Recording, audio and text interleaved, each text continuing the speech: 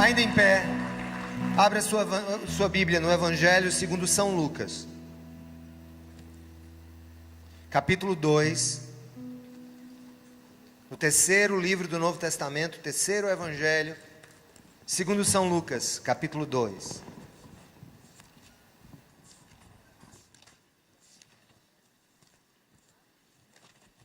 E nós vamos ler a partir do verso 21.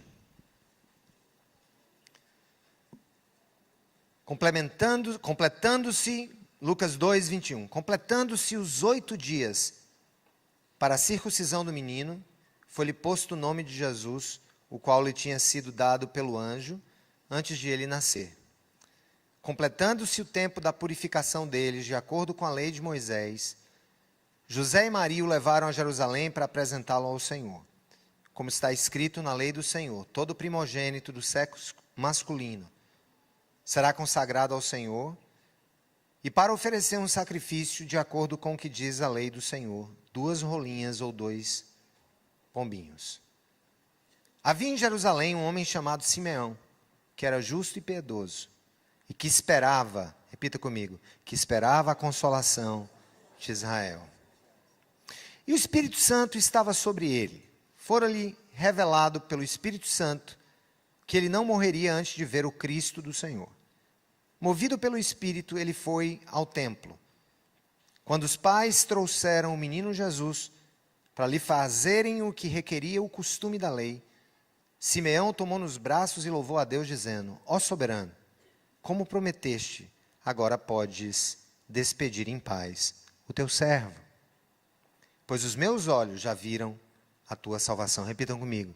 Pois os meus olhos já viram a tua salvação, que preparaste à vista de todos os povos, luz para a revelação aos gentios e para a glória de Israel, teu povo.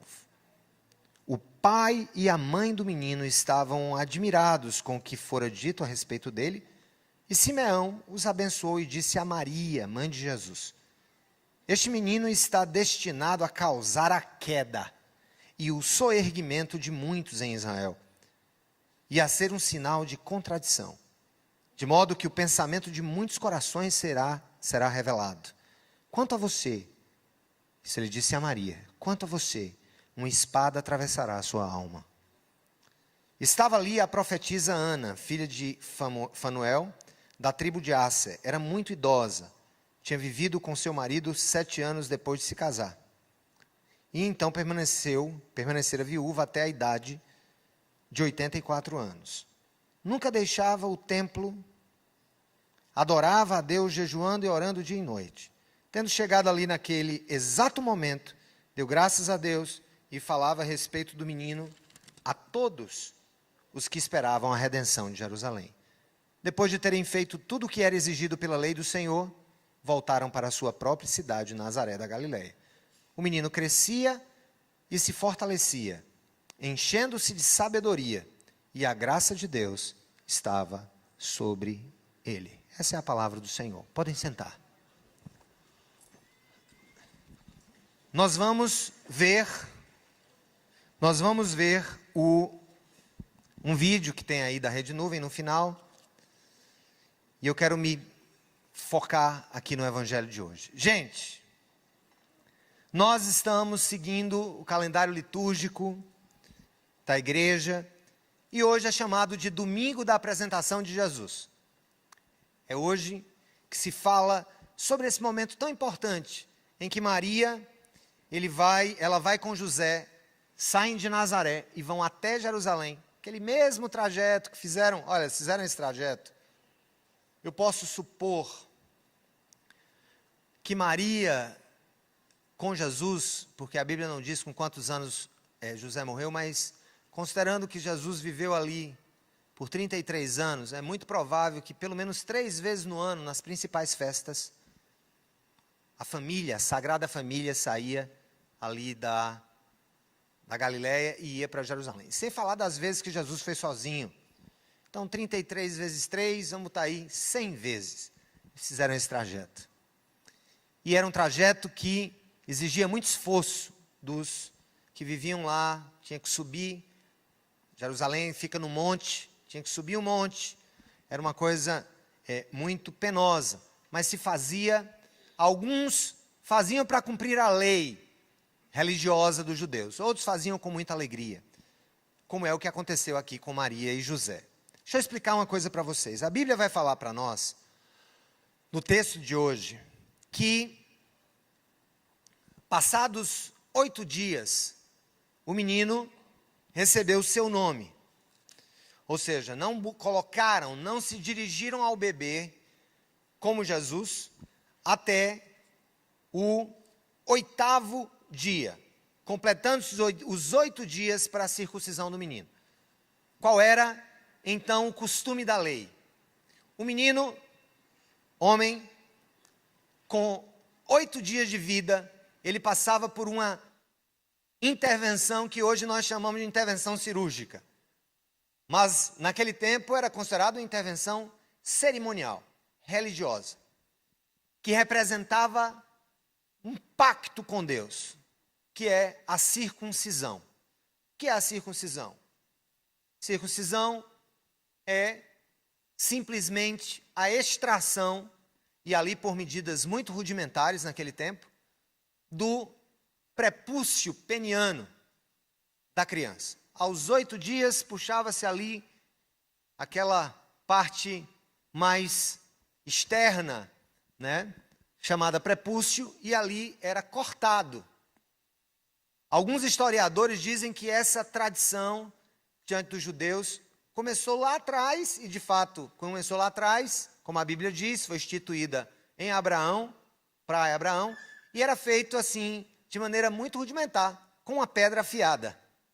Imaginem só, Chega a gente, fica pensando assim.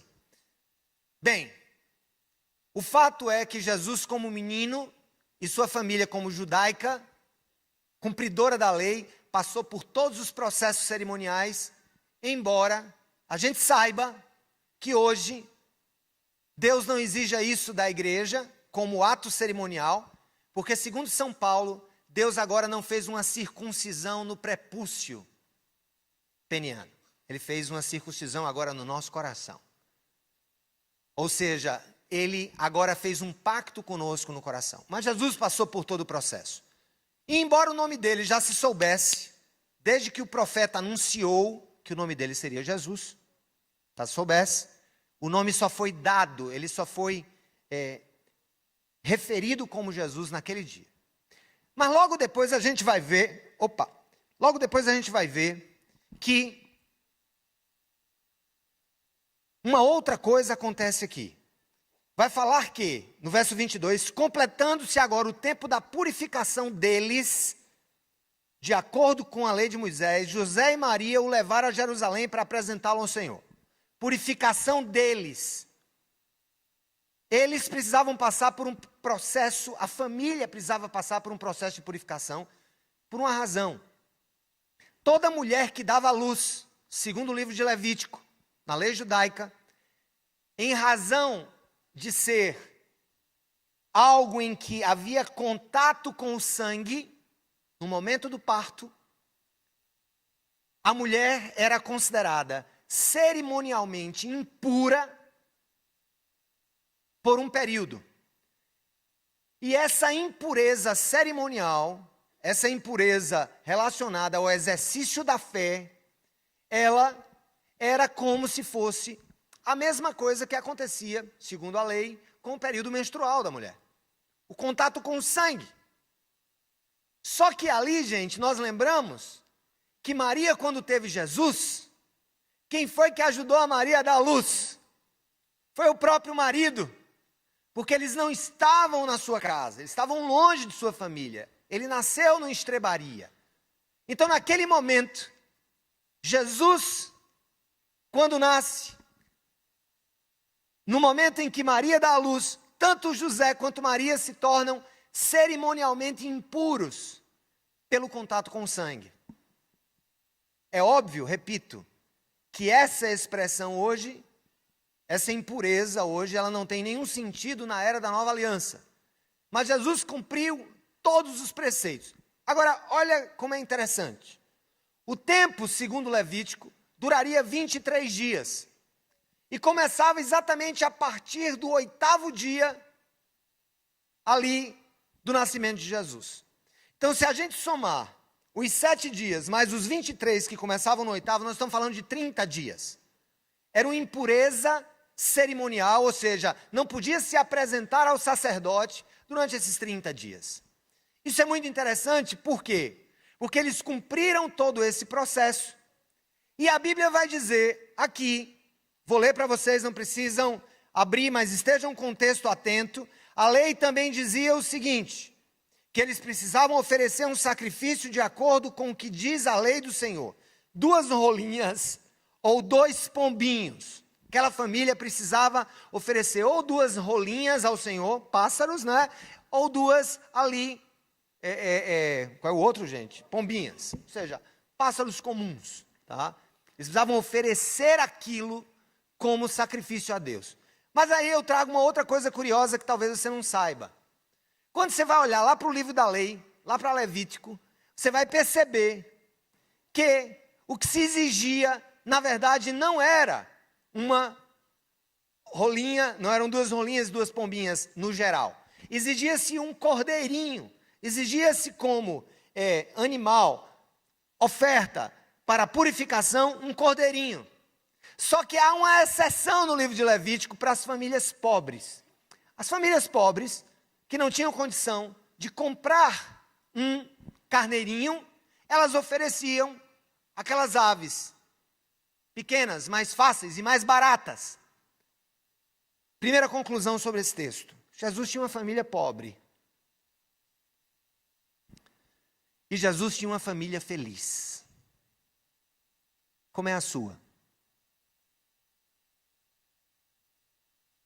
Nós estamos falando de um casal que sai da Galileia para apresentar seu filho no templo e para cumprir os requerimentos da sua consagração. E eles, segundo a Bíblia aqui, ofereceram 2 pássaros e não um cordeiro, demonstrando que eles eram pobres. A primeira conclusão, gente, é que Deus valoriza muito a família. E Ele valoriza muito quando uma família se consagra para Ele. Quando um casamento é formado para a glória de Deus. Quando um namoro, que é a preparação para a formação de uma família, é algo que está sendo colocado diante de Deus. Impuros? Somos sim. Todo tempo, nós teríamos que oferecer um verdadeiro viveiro de pombinhas ou de rolinhas, e se fôssemos mais ricos, todo tempo, para compensar a nossa impureza, nós precisaríamos oferecer rebanhos inteiros. Graças ao Senhor, que um sacrifício foi feito para substituir todos esses outros. Aleluia! Quando Jesus foi à cruz, Deus estava dizendo, chega, não quero rolinha, não quero pombinhos, não quero carneiros, não quero galinhas, não quero nada mais, não quero bois, não quero nada. Eu ofereço o meu próprio filho e o seu sangue derramado purifica vocês de todo pecado. Não obstante, nós somos convidados a uma vida de consagração. Põe isso na tua cabeça. A uma vida de purificação, gente. Não é porque Jesus morreu em nosso lugar que nós agora vamos olhar para a nossa vida e dizer assim, agora Ele já fez tudo, eu vou viver a minha vida como eu bem entender e isso vai alegrar o coração de Deus, absolutamente. Todas as vezes que nós tomamos o sacrifício de Jesus como sendo algo em vão, como se todos os dias, através dos nossos pecados, nós o sacrificássemos de novo, nós estamos cuspindo no rosto do Altíssimo. Nós estamos cuspindo no prato da graça. Jesus e Maria vão ali, cumprindo um requisito da lei, para se purificarem, inclusive de algo que não seria um pecado moral. Se purificarem não de algo que seria um pecado de descumprimento de alguma coisa, muito pelo contrário, mas de uma condição, a condição de serem impuros e de estarem impuros pelo simples fato de terem tido contato com o sangue. O que é que isso nos ensina? A nossa impureza diante de Deus não é, gente, necessária que seja decorrente de atos que nós praticamos. Nós somos naturalmente impuros. Nós nascemos com um DNA de impureza diante de Deus. Mas o Senhor nos convida, como igreja, como família, a irmos e oferecermos a nossa vida a Ele em uma consagração contínua, do seu jeito, do seu modo, com as suas características pessoais, com o seu universo pessoal. E aí, gente, acontece uma coisa muito interessante. Lá vai Maria, lá vai José, chega em Jerusalém, de repente se encontra com um velhinho chamado Simeão. Aqueles encontros que a gente tem assim na igreja, né, com gente que mais nunca viu. A Bíblia não nos diz que Simeão conhecia a família de Jesus, nem vice-versa. O fato é que na hora que Jesus chega nos braços de Maria, quantos dias, gente? Quantos dias de vida? Quem pode lembrar? 8 não, 30. Esse é um erro que nós cometemos, achando que Jesus foi ao templo com 8. Não, com 8 ele foi circuncidado. Com mais 23 dias, passou o tempo da purificação. E aí sai José e Maria, que estavam impuros cerimonialmente, vão até ali, Jerusalém. Jesus tinha 30 dias. E eu estava até fazendo uma análise. Deus sabe da vulnerabilidade de uma criança de 8 dias. Imagina exigir que o pai saísse da Galiléia com um bebê de 8 dias. Né? Ainda tomando colostro ali, no início, né, da sua formação. Com 30 dias, eles vão até Jerusalém. E lá encontram Simeão. Olha o que Simeão vai dizer. Vamos lá, gente. Vamos ver esse outro personagem, ver se a gente se identifica com ele de alguma maneira. Eu queria muito que você lesse aqui, gente, a partir do 25 comigo. Vamos lá. Lucas 2, 25. Quem me ajuda? Não ouvi. Não ouvi. Quem me ajuda? Não, diga eu. Então leia agora. Se você vai me ajudar, leia a partir do verso 25 do Evangelho de Lucas, capítulo 2. Havia em Jerusalém quem? Um homem chamado Simeão. Ele era o quê? Quais eram as características dele? Justo e piedoso. E que esperava a consolação. E o Espírito Santo estava sobre ele. Fora-lhe revelado pelo Espírito Santo. Olha o que é que Deus disse a ele através do seu Santo Espírito. Foi revelado que ele não morreria antes de ver o Cristo do Senhor. Movido pelo Espírito, ele foi ao templo. Aqui então ele não sabia. Aqui não foi combinado. Aqui não foi uma festa de batismo, de batizado que a gente convida os amigos. Ou de consagração. Ele foi ao templo movido pelo Espírito. Quando os pais trouxeram o menino Jesus para lhe fazerem o que requeria o costume da lei, Simeão tomou nos braços e louvou a Deus dizendo, pegou Jesus no braço e ele disse isso aqui que ao que parece era uma canção antiga. Ó soberano, como prometeste, agora podes despedir em paz o teu servo, pois os meus olhos já viram a tua salvação, que preparaste à vista de todos os povos, luz para a revelação aos gentios e para a glória de Israel, teu povo. Em algum dia da vida daquele velhinho, em algum dia lá atrás da vida dele, o Espírito Santo chegou para ele e disse assim, Simeão, tu só vai morrer quando tu vires a minha glória. Simeão, tu só vais morrer quando tu vires o Salvador do mundo. Simeão, tu só vais morrer quando os teus olhos contemplarem aquele que trará paz a Israel. Quando os teus olhos virem aquele que vai consolar o meu povo. Olha que promessa. Imagina. Então ele carregou isso pela vida toda. Talvez ele já fosse, aqui a Bíblia não diz, mas talvez ele fosse um homem já bem idoso. Quando ele é dirigido por Deus ao templo, ele vê Jesus, toma Jesus no braço e canta essa canção. Ó soberano, como prometestes, agora podes despedir em paz o teu servo. Ou seja, Deus desejava, gente, escuta o que eu vou dizer agora, isso é importante para você, importante, principal parte da mensagem agora, atenção, ligação total com o céu.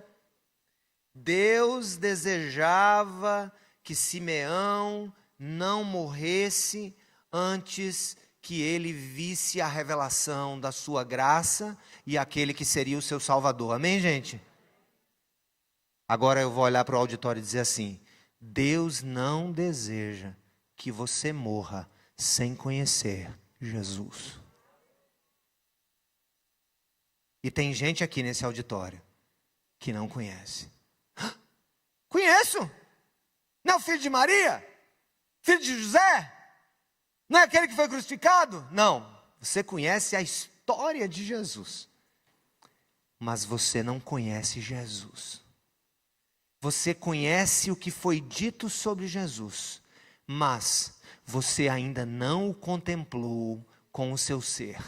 Ainda não lhe foi revelada a glória de Deus em Cristo Jesus. Deixa eu contar para vocês um pouquinho. Eu conhecia Jesus de ouvir falar também.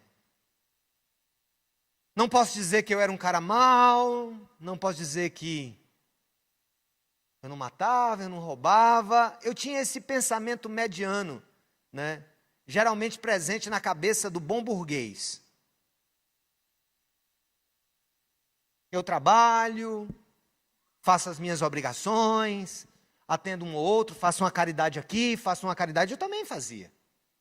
Minha mãe me faz lembrar, e eu também tenho algumas lembranças, de que eu sempre tive uma inclinação muito grande a andar com pessoas diferentes, estranhas, tá?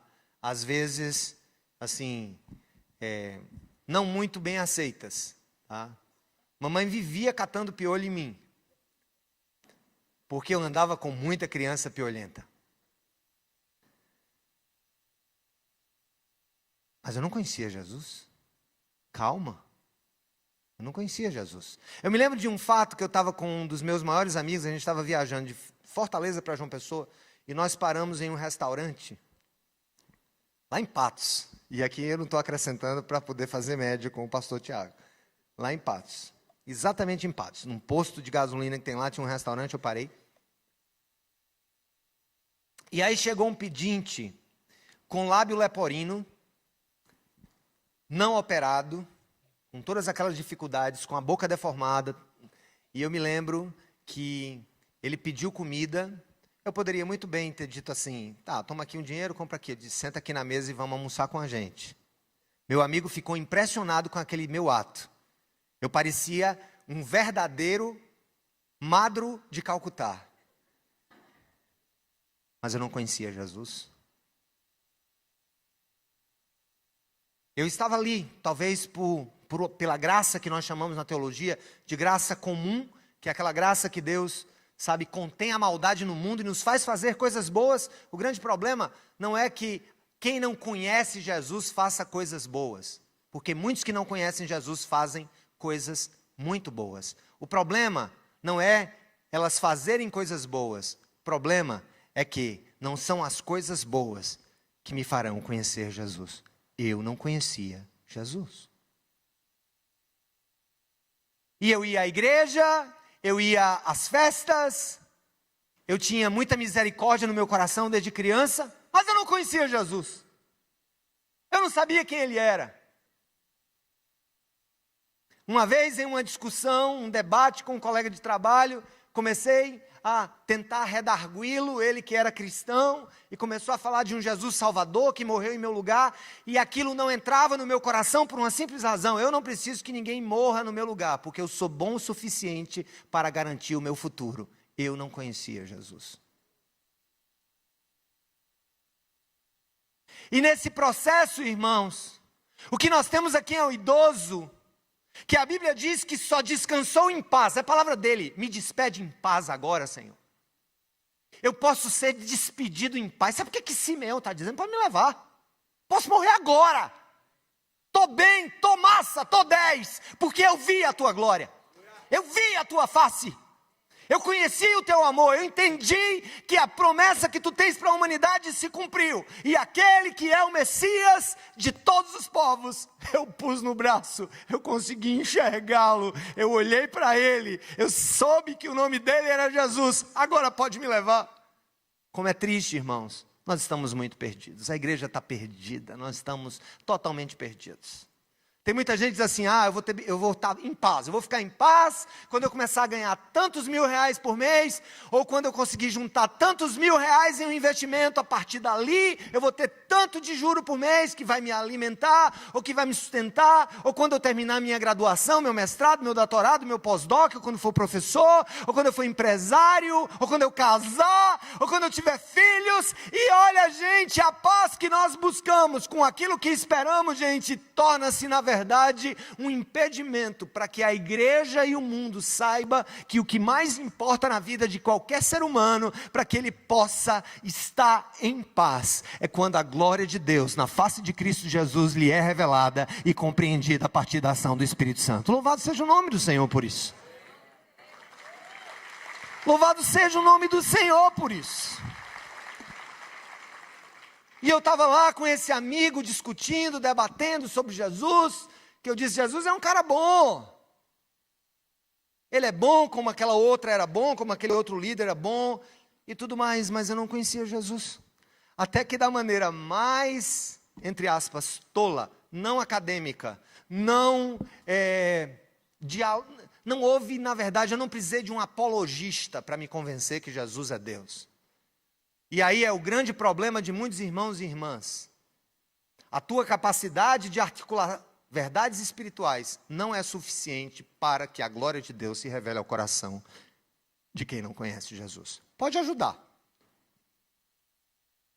Pode contribuir. É lógico que meus 20 anos de teologia contribuem em algum sentido para que eu dissolva alguma coisa que possa impedir que alguém venha a dar um passo à frente na compreensão do que a Bíblia diz sobre Jesus. Mas eu não tenho como, de maneira alguma, fazer com que se abra o coração e a mente de alguém para que aquela pessoa conheça Jesus. Mas eu quero dizer uma coisa para você, meu irmão e minha irmã. Do jeito que Deus disse a Simeão, eu não te permitirei morrer até que tu vejas a face do Salvador. Esse mesmo Deus que não deseja que ninguém se perca, mas que todos sejam levados ao conhecimento da verdade, diz para você agora, não morra antes de conhecer meu filho. Não morra antes de conhecer aquele que eu enviei para salvar você. Aceite-o agora, receba-o agora, e o meu Espírito Santo te fará discernir todas as coisas. Acredito plenamente que essa graça, quando se revela a nós, se revelou a mim em uma pizzaria. Não foi na academia, não foi num culto, não estava vendo anjo passando para lá e para cá, entendeu?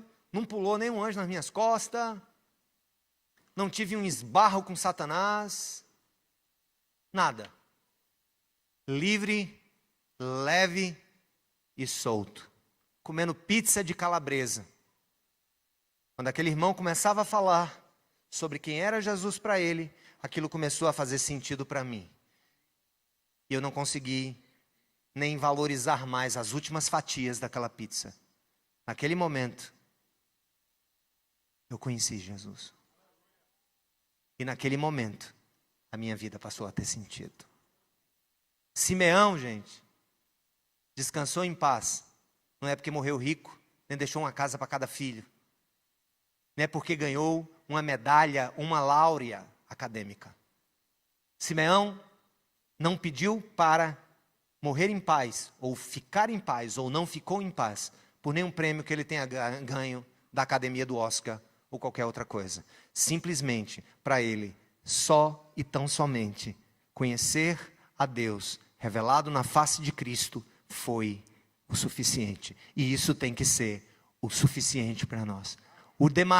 As demais coisas, são meros acréscimos, não podem ser a essencialidade da sua vida. Eu digo para você, e eu digo agora de maneira quase que desesperada, conheça Jesus, entregue a sua vida a Jesus. Ele quer se revelar a você, não morra sem conhecer Jesus. Não morra sem conhecer Jesus. Naquele momento ele olha para Jesus no braço, aliás, está com Jesus no braço, olha para Maria e José e vai dizer uma coisa muito importante, tem tudo a ver com o que eu falei até agora. Leiam comigo, me acompanhem. Me acompanhe agora no verso posterior. Olha o 33 em diante comigo. O pai e a mãe do menino estavam admirados com o que fora dito a respeito dele.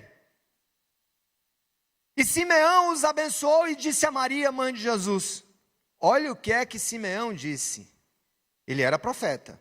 Esse menino será destinado a causar a queda e o soerguimento de muitos em Israel. E a ser um sinal de contradição. De modo que o pensamento de muitos corações será revelado. Quanto a você, olhe o que ele disse a Maria. Quanto a você, uma espada atravessará a sua alma. Ele olha para os pais e disse, esse menino, ele vai erguer e vai abater muitos. Esse menino será um sinal de contradição. Ele não era uma contradição. Eu até acho que essa tradução do original em grego, às vezes pode ser mal compreendida. O que essa frase que ele diz, que esse menino será sinal de contradição, significa no original? Esse menino será contraditado. Ele será questionado pelos líderes, pelos religiosos, por todos. Mas não se preocupe, ele será responsável por exaltar e por abater. Naquele momento, Simeão está dizendo que Jesus é aquele que rege o cosmo, não apenas aquele que morre por nós. Ele é aquele que rege as honras, as glórias dos homens, assim como as suas humilhações.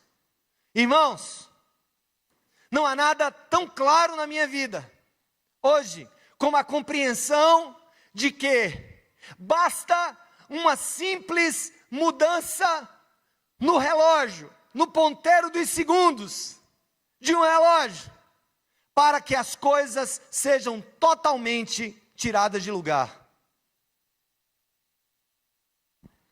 Deus é capaz de abater em segundos qualquer rei, qualquer imperador, qualquer presidente, qualquer grande empresário, qualquer grande médico, qualquer grande professor. Ele pode, porque tem poder para isso, tirar dessa pessoa, em um toque de dedos, qualquer honra que ela tenha, e abatê-lo. Mas do mesmo modo, Jesus pode pegar qualquer filho, qualquer filha, que estejam sendo humilhados pela vida, pelos outros, pelas circunstâncias, e Ele pode exaltar de uma hora para outra qualquer pessoa. Ou seja, Ele está querendo dizer que Ele é dono de todas as posições que nós possamos ocupar nessa vida. Nada que ocupamos nessa vida, quer seja a sarjeta, quer seja o trono, quer seja, sabe, ali o presídio mais imundo e fétido ou o palácio mais brilhante.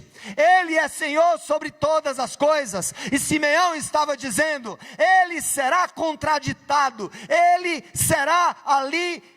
Ele será muitas vezes, as pessoas vão contrariá-lo e vão ir contra o que ele está dizendo. Mas ele é o Senhor que abate os soberbos e exalta os humildes.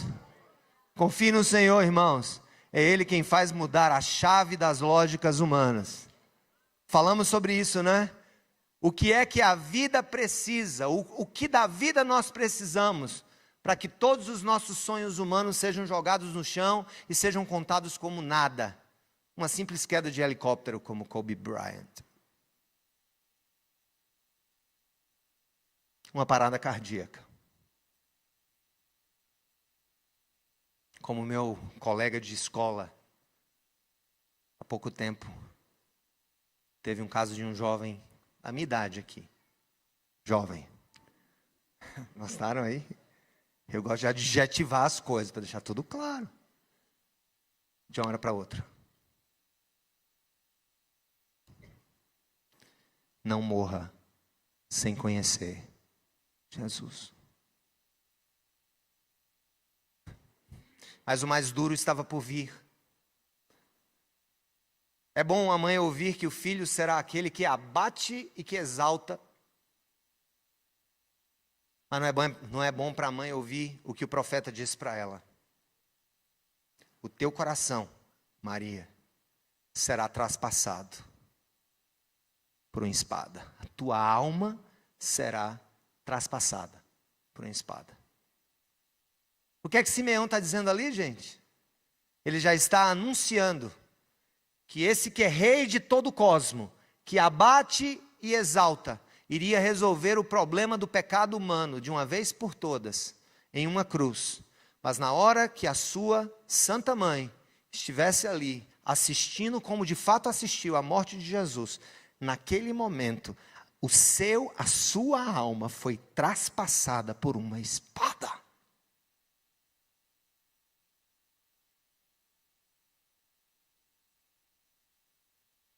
Eu acho que ser pai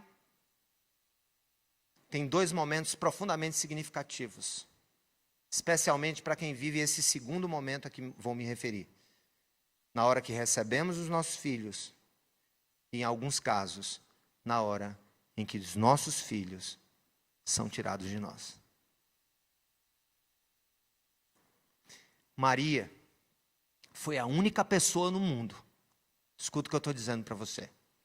Maria foi a única mulher no mundo que ganhou e perdeu o filho 2 vezes.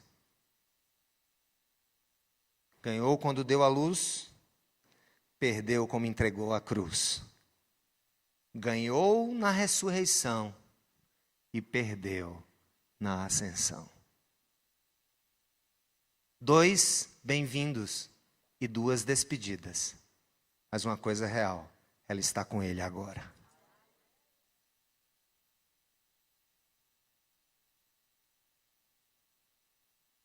Mas eu quero usar agora o caso do profeta Simeão e dizer assim: precisamos de mais Simeões no meio da igreja. O que nós temos muito hoje são vendilhões e poucos Simeões. Me explico.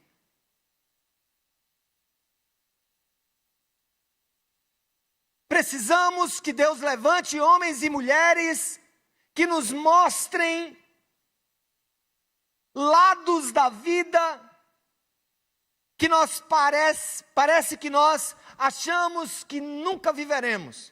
Na verdade, os profetas de hoje são vendedores de sonhos, de vantagens, de conquistas, de tronos, de posições. Já percebeu? Eu estava agora e comprei um CDzinho de um rapaz que estava vendendo um CD de músicas cristãs. Estava indo no sentido Campina Grande, sábado, comprei um CDzinho, coloquei.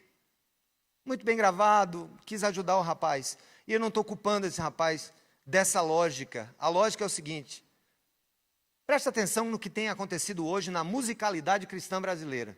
Já viu? Eu acho que pelo menos de 1 em cada 10 músicas do cancionário tem algum inimigo seu que Deus vai vencer. Você nunca é o inimigo dos outros. Só tem caba safado do outro lado, não do lado de cá. Percebeu? Só tem gente que passa a perna em nós, a gente não passa a perna em ninguém. Só tem gente que quer pegar a nossa namorada. Aqui não tem ninguém que pega a namorada dos outros. Está faltando Simeão no mercado, para olhar para a sua cara lavada, e para a minha também, e falar coisas que eu não quero ouvir. No caso de Maria, não era um pecado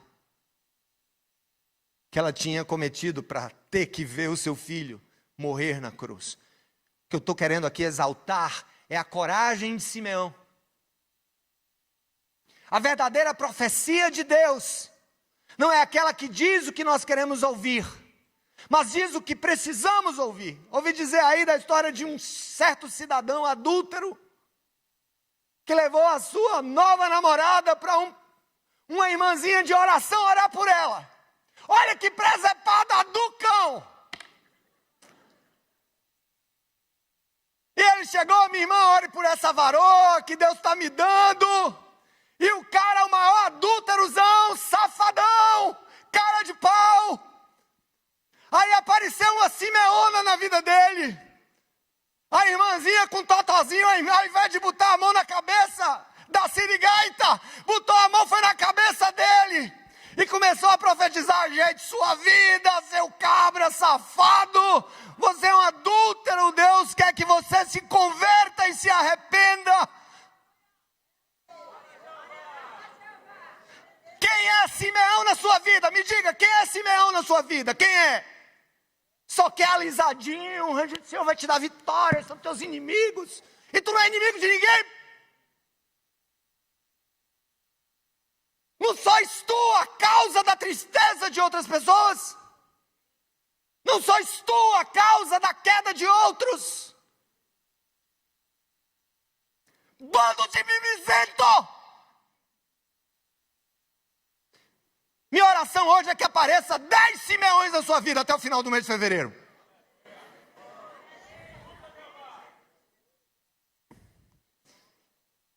Profeta de Deus. O velho disse: pode me despedir em paz, mas eu tenho que desenrolar o rolo.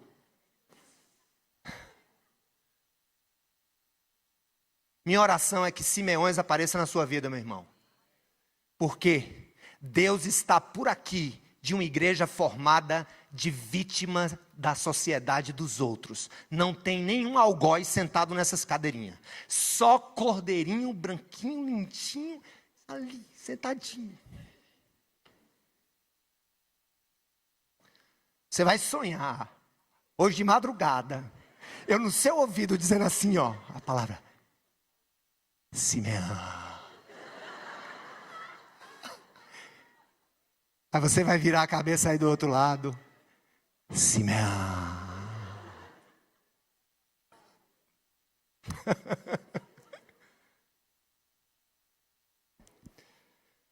Eu quero encerrar a palavra de hoje. Acho que eu já bati demais.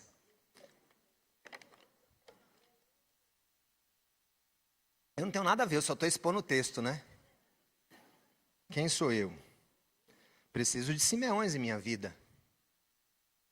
Preciso de pessoas que digam o que eu não quero ouvir, que me ajudem a entender a vida como ela é, e não criar ilusões a respeito da minha própria existência. Mas eu quero, gente, dizer que uma outra personagem aparece em cena.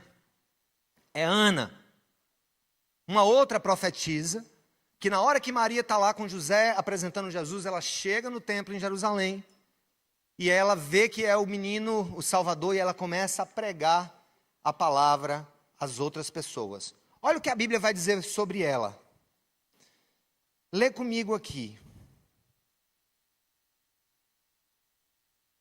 Verso 38, lê comigo, é a última leitura da noite. Tendo chegado ali naquele exato momento, deu graças a Deus e falava a respeito do menino a todos os que esperavam a redenção de Jerusalém. Ela falava sobre o menino a todos os que esperavam a redenção de Jerusalém. A apresentação de Jesus foi uma festa, hein, irmãos? Não teve bolinho, nem fotógrafo. Foi um profeta que disse tudo sobre Jesus ali, que disse que podia morrer agora em paz, e agora, quando tudo parecia ter encerrado, Maria ainda se recompondo daquela palavra tão dura sobre o futuro do seu filho, chega Ana e se aproxima e também começa a participar daquele momento, mas ela começa a falar a quem estava ali. Ali é o Filho de Deus, ali é o Filho de Deus. Esse é o que vai trazer esperança para você, esse é o que vai trazer esperança para o mundo. Gente, eu vou dizer uma coisa para vocês. Quem podemos ser nessa história? Eu gosto muito de trazer a gente para dentro da Bíblia, eu vou fazer isso agora. Ser Jesus nós não podemos, né? Nessa história. Maria o carregou no ventre, junto com seu marido, criaram aquele menino. E nós podemos captar um pouco do que eles viveram. A dedicação. O nome de Maria, ficou prestes a cair no lixo por sua gravidez virginal, decorrente da intervenção do Espírito Santo. José também quis deixá-la em silêncio para que ela não fosse infamada, visto que era um homem de Deus. Foram dedicados, sofreram, cuidaram de Jesus, da palavra. Nós temos hoje o papel de entendendo que essa palavra é o Logos de Deus, é a palavra de Deus, de cuidar dela, de valorizá-la, de amá-la. Nós podemos amar Jesus, nós devemos amar Jesus e a sua revelação. Você pode, nessa história, ser o jumento, ou a jumenta, que trouxe Jesus de Nazaré para Jerusalém. E não há nada demais em ser a jumenta, ou jumento nessa história. De não ter seu nome contado na história, mas ter servido como instrumento para levar essa boa nova de que a esperança dos povos tinha pisado na terra, levando como servos normais.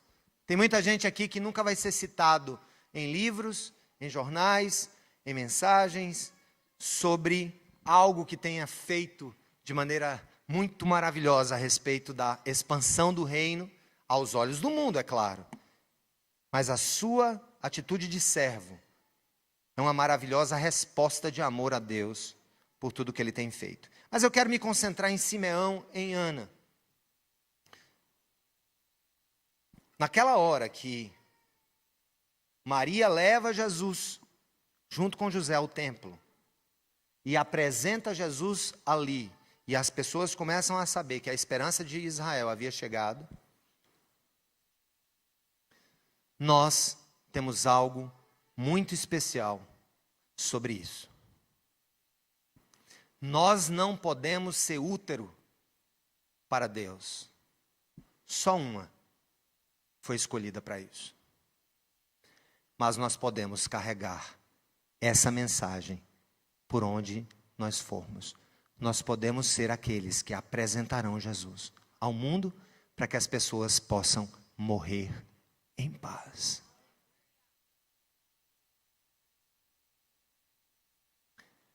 Quando eu olho para Simeão, eu vejo aquele que é verdadeiro e que está comprometido com a história inteira e não com as partes mais convenientes dela. Vocês sabem, irmãos, que nós lutamos para nunca vender falsas ilusões nessa igreja. Nem de prosperidade, nem de você se livrar de todos os problemas da sua vida. Nós não vendemos ilusões. Nós precisamos, como servos do Senhor, contar a história toda. A salvação gratuita, mas a renúncia proposital. Há de um lado um Deus que me alcança com seu amor, mas há desse lado um servo que responde a esse amor com obediência e não com displicência. Há um chamado para o céu, mas há uma exortação à santidade, aqui e agora. Livre-se daquilo que te torna um porco.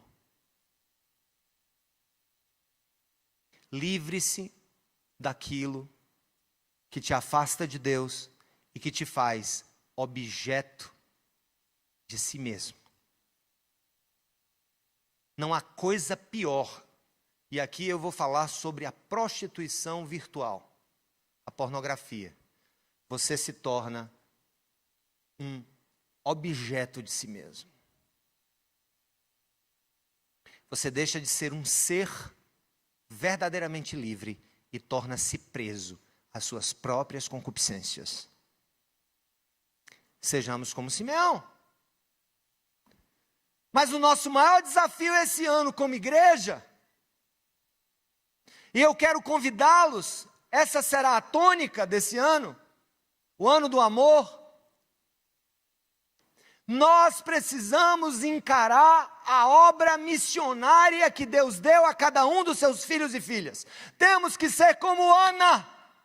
Temos que falar para todo mundo: eis aqui a esperança do mundo. Eis aqui o Senhor dos Senhores. Eis aqui o Rei dos Reis. Eis aqui aquele que pode nos dar a paz. Igreja, levantemo-nos como Ana, para espalhar essa boa nova esse ano, como nunca fizemos nos outros anos da nossa vida. Oramos, são 2 anos nos preparando, em oração, pedindo para que o reino de Deus expanda, mas oração sem boca aberta não move o mundo. Abramos a boca, sejamos ousados, sejamos simeônicos, sejamos como Ana. Falemos para esse mundo que está perdido em falsas razões de paz, para que esse mundo conheça a verdadeira paz. E a verdadeira paz tem um nome: Jesus Cristo, Filho de Deus, unigênito do Pai, Filho de Maria, Filho do Deus vivo. Jesus, Senhor dos senhores e Rei dos reis, dono do mundo, Senhor da história. Abra a boca!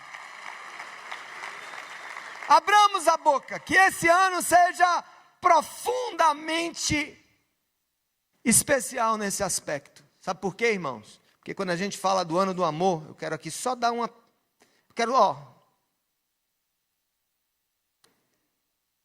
Não me entendam mal, por favor.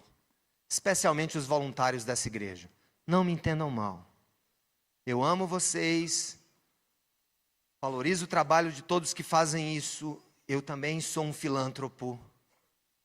Mas escute, cesta básica aplaca temporariamente a fome, mas não produz paz eterna. Casa nova, casa pintada, saúde restaurada.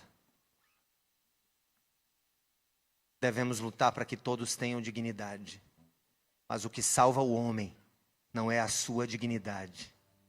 O que salva o homem é o amor de Jesus pela humanidade.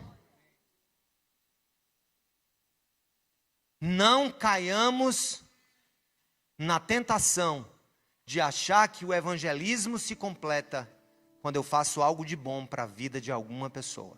Devo continuar fazendo sempre, porque ela foi feita à imagem de Deus. Quem muda o destino eterno das pessoas não é a economia, não é a saúde, não é a educação. Quem muda o destino eterno de uma pessoa não são casas, nem carros, nem diplomas. Só Jesus pode mudar o destino eterno de alguém. Não tire isso do seu discurso, jamais. Não tire isso das suas ações sociais, jamais. Só uma coisa. Veja bem. O Estado pode dar casa a alguém, nós também podemos. O Estado pode prover um hospital, nós também, como igreja, podemos. O Estado pode ter escolas de qualidade, nós também podemos. Mas tem uma coisa que ninguém pode, e que Deus deu apenas à sua igreja. Só a igreja, através da mensagem única do Evangelho, é que pode trazer paz perpétua e eterna ao coração e a uma alma sedenta. Não tire essa mensagem dos seus lábios, jamais. Se você fizer tudo e não disser que Jesus Cristo é o Senhor e Salvador, você no máximo se equiparará a um bom filântropo, a um grande realizador de obras sociais. Mas quem não tem Jesus não tem a vida. Quem não conhece Jesus não conhece o sentido da vida. E que não morre com Jesus jamais morrerá em paz e jamais terá paz. Abra a boca, que esse ano seja o ano em que nós vamos ganhar almas para Jesus, em nome de Jesus, amém? Quem pode dizer amém para isso? Aleluia, glória a Deus. Dê um brado de louvor a Deus, dê um brado de louvor ao Rei.